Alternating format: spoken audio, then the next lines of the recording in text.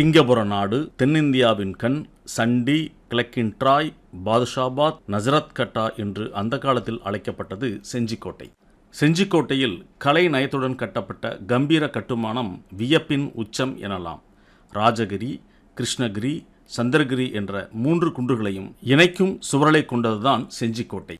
ராஜகிரி கோட்டையானது அனந்தகிரி கோட்டை என்றும் அழைக்கப்பட்டது. இது கீழ்கோட்டை, மேல்கோட்டை என்ற 2 பகுதிகளை உள்ளடக்கியது.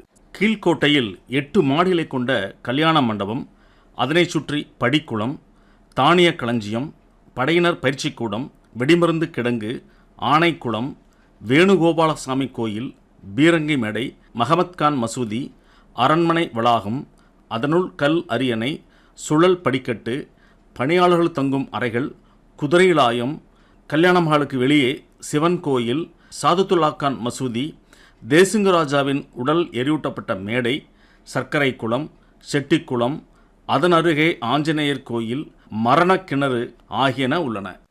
ராஜகிரி கோட்டைக்கு செல்லும் வழியில் 4 மீட்டர் நீளமுடைய பெரிய இரும்பாலான பீரங்கி, ரெங்கநாதர் கோயில், செஞ்சியம்மன் கோயில் ஆகியவற்றையும் பார்க்க முடிகிறது. இந்த ஆலயத்தின் முன்னே இருக்கக்கூடிய ஒரு பலகைக்கல்லில் சில புடைப்புச் சிற்பங்கள் காணப்படுகின்றன. அதில் எருமை தலை, மனித தலை, கத்தி, ஈட்டி ஆகிய ஆயுதங்களையும் பார்க்க முடிகிறது. ராஜகிரி கோட்டையின் கிழக்கு புறத்தில் அமைந்துள்ள வெங்கட்ரமணர் கோயில் பரந்து விரிந்து காணப்படுகின்றது. இங்குள்ள முனைப்பான தூண்களும் அழகுமிகு சிற்பங்களும் நாயக்கர்களின் அழகியல் தன்மையை எடுத்து காட்டுகின்றன. இக்கோயிலில் ஒரு காலத்தில் பூஜைகள் நடந்தன. தற்போது சுற்றுலா பயணிகள் சுற்றி பார்க்கும் இடமாக மட்டுமே இருக்கின்றது. முத்தியாளு நாயக்கரால் கிபி 1540 முதல் கிபி 1550க்குள் கட்டப்பட்டதாக வரலாற்று அறிஞர்கள் நம்புகிறார்கள். இந்த கோயிலின் ராஜகோபுரம் பிரம்மாண்டமான அழகிய வேலைப்பாடுகளுடன் கட்டப்பட்டுள்ளது என்பது ஒரு சிறப்பு. கோயிலின் நுழைவாயிலின் சுவரில் உள்ள தசாவதார சிற்பங்கள் அழகாக செதுக்கப்பட்டுள்ளன. இதிகாச கதைகளும் அவதார கதைகளும் இந்த சிற்பங்களில் செதுக்கப்பட்டுள்ளன. குறிப்பாக ராமர் பட்டாபிஷேகம், பார்க்கடலில் அமுதம் கிடைவது போன்றவை தத்துரூபமாக செதுக்கப்பட்டுள்ளன. இக்கோயிலின் கல் மண்டபங்கள் கட்டுமானத்தின் உச்சம் எனலாம். முழுவதும் கற்களால் கட்டப்பட்ட இந்த கோயிலின் அழகு இஸ்லாமிய படையெடுப்பில் செதுக்கப்பட்டது என்கின்றனர் வரலாற்று அறிஞர்கள். வரலாற்று சிறப்புமிக்க இந்த செஞ்சிக்கோட்டை ஒரு காலத்தில் பல்லவர்களுடைய ஆட்சிக்கு உட்பட்ட நிலப்பரப்பாக இருந்தது. அதற்கு பிறகு இந்த மண்ணை சோழ மன்னர்கள் ஆட்சி செய்தார்கள். பல்லவனும் சோழனும் இந்த மண்ணை ஆட்சி செய்த போது இந்த செஞ்சிக்கு சிங்கபுர நாடு என்று பெயர். இந்த மண்ணின் மீது ஆசைப்பட்டு எத்தனையோ மன்னர்களினுடைய படையெடுப்பும் இந்த மண்ணை தன்னுடைய ஆளுகைக்கு கீழ் கொண்டு வருவதற்காக அத்தனை போரையும் இந்த மண் இதுவரை கண்டிருக்கிறது.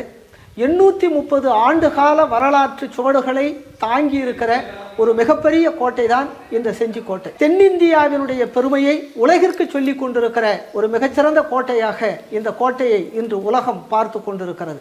இந்த கோட்டையை முதலில் கட்டிய பெருமை கோன் வம்ச அரசர்களாக இருக்கிற ஆனந்தகோன், கிருஷ்ணகோன், கோனேரிக்கோன், கோவிந்தகோன், புளியக்கோன் இப்படி 5 மன்னர்கள் தங்களுடைய ஆட்சியிலே இந்த கோட்டையை கட்டி சிறப்பு செய்திருக்கிறார்கள். ஆனந்தகோன் அடித்தளமிட்டு புளியக்கோன் வரையில் கோலோச்சிய மண்தான் இந்த செஞ்சிக்கோட்டை. முதலாக இந்த கோட்டையினுடைய பெயர் ஆனந்தகோன் கட்டிய காலத்தில் ஆனந்தகிரி என்று பெயர் வைத்தார்கள். அவர்களுடைய குலதெய்வமாக இருக்கிற கமலக்கண்ணி அம்மனுடைய பெயரில் இந்த கோட்டை கமலகிரி என்றும் ஆனந்தகோன் காலத்திலே அழைக்கப்பட்டது. அதற்கு பிறகு அவன் வழிவந்த ஆனந்தகோனினுடைய மகனாக இருக்கிற கிருஷ்ணகோன் கட்டிய கோட்டை என்பதாலேயே பக்கத்திலே இருக்கிற அந்த கிருஷ்ணகிரியிலே கட்டப்பட்டிருக்கிற கோட்டை கிருஷ்ணகிரி கோட்டை என்று நாம் அழைக்கிறோம். அதற்கு பிறகு இந்த கோட்டையினுடைய பெயர் ராஜகிரி என்று நாயக்க மன்னர்களில் ஒருவராக இருக்கிற கிருஷ்ணப்ப நாயக்கர் காலத்திலே பெயர் மாற்றம் செய்யப்பட்டதாக வரலாற்று பதிவுகள். நாம் இங்கே பார்த்து கொண்டிருக்கிற இந்த கல்யாண மகால் கிருஷ்ணப்ப நாயக்கருடைய காலத்திலே கட்டப்பட்டது. ஆனந்தகோனிலிருந்து புளியக்கோன் வரையில் 130 ஆண்டுகள் அரசாட்சி செய்த அந்த மன்னர்களினுடைய ஆட்சிக்கு பிறகு குறும்பரின மன்னனாக இருக்கிற கோபிலிங்கனுடைய ஆட்சி காலம் 11 ஆண்டுகள் இந்த செஞ்சிக்கோட்டையினுடைய ஆளுகைக்கு உட்பட்டதாக வருகிறது. அதற்கு பிறகு நாயக்க மன்னர்களினுடைய ஆட்சி கிருஷ்ணப்ப நாயக்கர் தொட்டு முத்தையால் நாயக்கர், வரதப்ப நாயக்கர், இப்படி 9 நாயக்க மன்னர்களுடைய ஆட்சியை இந்த மண் பார்த்திருக்கிறது.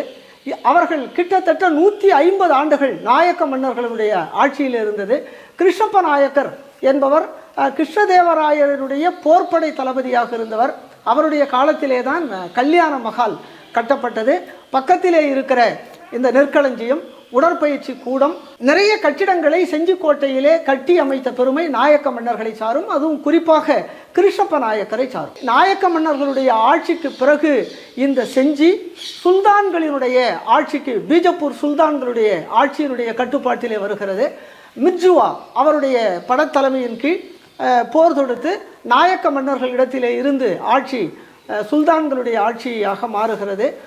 அதற்கு பிறகு மராட்டிய சிவாஜியினுடைய பார்வை இந்த செஞ்சிக்கோட்டையின் மீது பட்டு சிவாஜியினுடைய ஆளுகைக்கு கீழ் தன்னுடைய மகன் ராஜாராம் சுமார் 20 ஆண்டுகள் இந்த செஞ்சிக்கோட்டையை ஆண்ட பெருமைக்கு உரியதாக மாறுகிறது.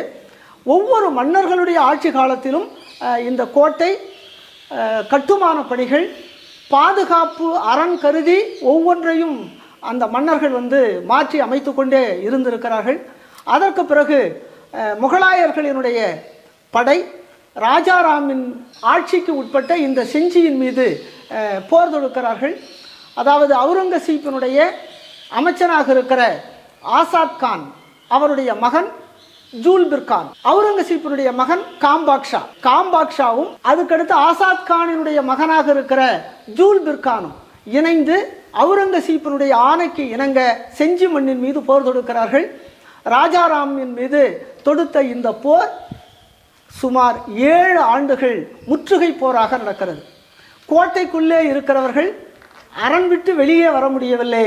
அதே போல ஜூல்பிர் கானுடைய படைகள் கோட்டைக்கு உள்ளே நுழைய முடியவில்லை. அப்படி நடந்த ஒரு 7 ஆண்டு கால முற்றுகை போர்.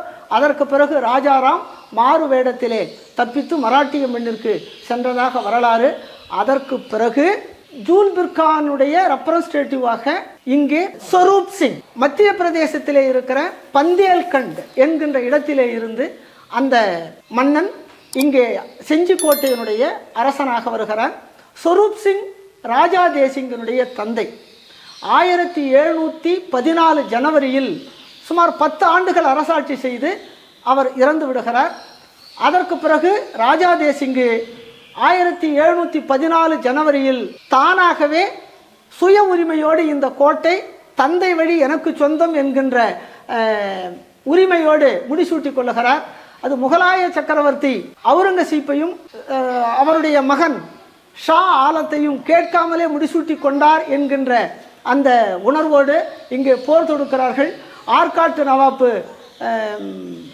சாதுத்துல்லா கானினுடைய தலைமையிலே செஞ்சியின் மீது போர் தொடுக்கப்படுகிறது. கிட்டத்தட்ட 10,000 காலாட்படை, 5,000 குதிரைப்படை, 15,000 படை வீரர்களோடு அன்னமங்கலத்திற்கு அடுத்து இருக்கிற பத்தியப்பேட்டை என்கின்ற கிராமத்தினுடைய எல்லையிலே, அதாவது தற்பொழுது கடலி என்று அழைக்கப்படுகிற அந்த இடத்தில் போர் நடக்கிறது. அந்த போர் ஒரு மிகப்பெரிய இஸ்லாமிய படைக்கும் செஞ்சியிலே இருந்து 500 காலாட்படை, 1000 காலாட்படை, 500 குதிரைப்படை, 1500 படை வீரர்களோடு புறப்பட்ட மன்னன் தேசிங்கு பெரும் படையை கண்டு அஞ்சாமல் வயதில் 22 கடந்து இருக்கிற இளைஞராக துணிச்சலோடு வரி கொடுக்க மாட்டேன் என்று சொல்லி ஆற்காட்டு நவாப்பு சாதுத்துல்லா கானோடு போர் தொடுத்து வீர மரணம் எய்தினான் என்பது இந்த செஞ்சிக்கோட்டையினுடைய வரலாறு. அதற்கு பிறகு சாதுத்துல்லா கான் அரசாட்சி சுமார் 1714 தொடங்கி 1761 முடிகிறது. கிட்டத்தட்ட 36 ஆண்டுகள் செஞ்சிக்கோட்டையை சாதுத்துல்லா கானினுடைய ஆட்சியில் இருக்கிறது. அதற்கு பிறகு பிரெஞ்சு படையினுடைய தலைவராக இருக்கிற டூப்ளே அவருடைய ஆளுகைக்கின் கீழ் அவருடைய படை பிசி என்பவருடைய தலைமையிலே சாதுத்துல்லா கானோடு போரிட்டு அதற்கு பிறகு ஆங்கிலேயர்கள் வசம், பிரெஞ்சு படையிடமிருந்து இந்த செஞ்சிமண் ஆங்கிலேயர்கள் வசம் மாறுகிறது என்பது இந்த தேசத்தினுடைய செஞ்சியினுடைய வரலாறாக இன்று வரை பேசப்படுகிற வரலாற்று ஆய்வாளர்கள் எழுதுகிற நிகழ்வாக இருக்கிறது. இந்த செஞ்சிமண் பல போரையும் வீர சுவடுகளையும் தாங்கி இன்று வரை உலகத்திலே இருக்கிற அத்தனை சுற்றுலா பயணிகளும் கண்டுகளிக்கிற ஒரு மிகப்பெரிய மாபெரும் கோட்டையாக இந்த செஞ்சியிலே விளங்கி கொண்டிருக்கிறது என்பது வரலாற்று பெருமை. இந்த கல்யாண மகால் நாயக்கர்கள் காலத்திலே கட்டப்பட்டது, அதுவும் கிருஷ்ணப்ப நாயக்கர் காலத்தில் கட்டப்பட்டது. 8 அடுக்கு மாடிகளை கொண்ட இந்தோ இஸ்லாமிய கலைப்பாணியில் கட்டப்பட்ட ஒரு அழகான கட்டிடம். இதிலே பெண்கள் தங்குவதற்கான அதேபோல் குளிப்பதற்கான ஒரு மிகப்பெரிய அழகான குளம். இதற்கான நீர் எங்கிருந்து வந்தது என்று சொன்னால், மண் குழாய்களை புதைத்து பாதுகாப்பான நீராக இருக்க வேண்டும் என்பதற்காக ராஜகிரி கோட்டையினுடைய மலை உச்சியிலிருந்து சுடுமண் குழாய்கள் மூலமாக ஒரு நீர் ஊற்றாக இங்கே அழகு மிளிருகிற வகையில் இந்த கோட்டைக்குள்ளிருந்து கொண்டு வரப்பட்ட தண்ணீரை வைத்து இந்த குளங்களை நிரப்பி அரண்மனை பெண்கள் குளிப்பதற்கும் தங்குவதற்குமான வசதியான இடமாக இதை அமைத்தார்கள். இங்கே இருந்து வெளியேற்றப்படுகிற நீர் பக்கத்திலே இருக்கிற யானை குளத்திலே சேகரிக்கப்பட்டது. அதிலே யானைப்படை, குதிரைப்படை தங்குவதற்கு இருந்த அந்த கட்டிடங்கள் எல்லாம் இன்றும் லாயங்கள் எல்லாம் சாட்சிகளாக இருக்கின்றன. இந்த யானை, குதிரை இவைகளையெல்லாம் நீரருந்துவதற்கும் குளிப்பாட்டுவதற்குமான குளத்தை கூட இன்று யானை குளம் என்று சொல்லுகிறோம். இது எல்லாம் நாயக்க மன்னர்கள் காலத்தில் கட்டினது. பக்கத்தில் வரி வருவாய் வழங்கப்படுகிற தானியங்கள் சேகரிப்பதற்காக தரைத்தளத்திலே மிகப்பெரிய நெற்களஞ்சியங்களை அமைத்திருக்கிறார்கள். போர் வீரர்கள் பயிற்சி எடுத்துக்கொள்வதற்காக நமக்கு சிலம்பக்கூடம், உடற்பயிற்சி கூடம் இவைகளை எல்லாம் பக்கத்தில் நாயக்க மன்னர்கள், அதுவும் குறிப்பாக கிருஷ்ணப்ப நாயக்கர் காலத்திலே கட்டப்பட்டது.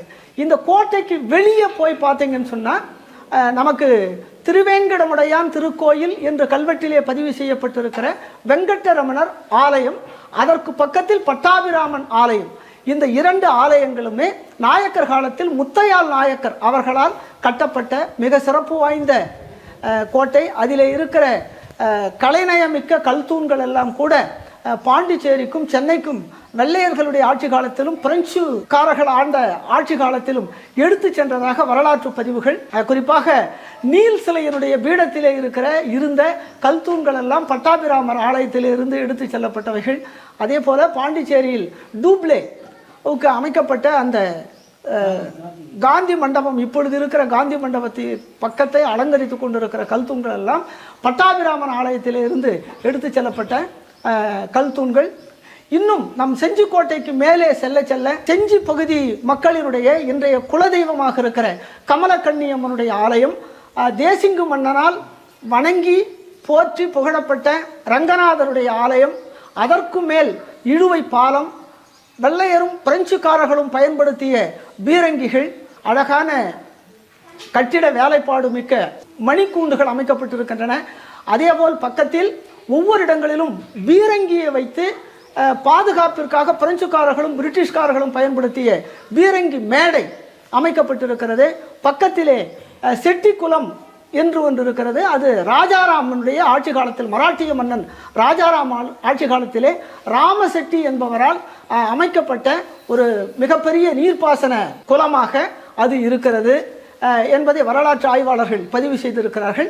ராஜகிரி கோட்டையினுடைய தென் திசையில் சக்கர குளத்துக்கும் செட்டி குளத்துக்கும் பக்கத்தில் ஆஞ்சநேயர் ஆலயம் இருக்கு. அதனுடைய மேற்கு புறம் இந்த திட்டம் தெரிகிற இந்த மலை உச்சி பகுதி மரண தண்டனை கொடுக்கிற இடம். இது சமுதாயத்துல மக்கள் மன்னிக்க முடியாத, அரசு மன்னிக்க முடியாத குற்றங்களை செய்கிற அந்த குற்றவாளிகளை நீதிமன்றம் மரண தண்டனை விதிக்கிறது அப்படின்னு சொன்னா அந்த உச்சி பகுதிக்கு அந்த குற்றவாளியை கொண்டு போய் பக்கத்தில் இருக்கிற பள்ளத்தில் தள்ளி விட்டுருவாங்க. இது மரண தண்டனை கொடுக்கிற பீடம். அதுக்கு கீழே இருக்கிறது மரண பள்ளம்னே சொல்லுவாங்க. அந்த அளவிற்கு தண்டனை கொடுக்கிற பகுதியாக இதை மன்னர்கள் பயன்படுத்தி இருக்காங்கிறது வரலாற்று சான்று. செஞ்சி என்கின்ற பெயர் சோழ மன்னர்களினுடைய ஆட்சி காலத்திலேயே இந்த பகுதிக்கு செஞ்சி என்கின்ற பெயர் இருந்ததாக முதலாம் குலோத்துங்கன் காலத்தில் பதிவு செய்யப்பட்டிருக்கிறது. அதை ஆண்ட மன்னனுடைய பெயர் செஞ்சியர் கோன். அந்த செஞ்சியர் கோனுக்கு பிறகுதான் ஆனந்த கோன், கிருஷ்ண கோன் எல்லாம் அரசாட்சி செய்தார்கள் என்று புகழேந்தி புலவர், 2ஆம் குலோத்துங்கன் ஆட்சி காலத்திலே வாழ்ந்த புகழேந்தி புலவர் தன்னுடைய நூலிலே பதிவு செய்திருப்பதாக வரலாற்று ஆய்வாளர்கள் கருதுகிறார்கள்.